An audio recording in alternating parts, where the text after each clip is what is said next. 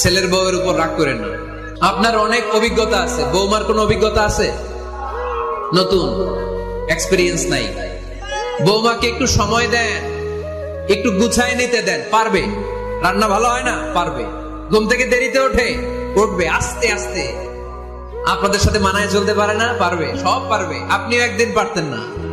আপনি যখন প্রথম বৌমা হয়ে গেছিলেন, ওই কথাগুলো খেয়াল করেন, আপনার দিনগুলো তখন কেমন কেটেছিল। এজন্য পাড়াডা গায়ের শাশুড়ি আম্মারা, বউদের উপর জুলুম করেন না, অত্যাচার করবেন না। অনেক শাশুড়ি আছে পান থেকে চুন খসলে বদদোয়া দেয় বৌমারে, আছে না নাই?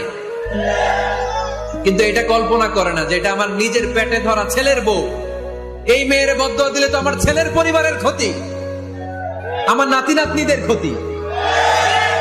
এই কমন যোগ বিয়োগটা বুঝে না, এটা করবেন না। কষ্ট দিবেন না বৌমাকে।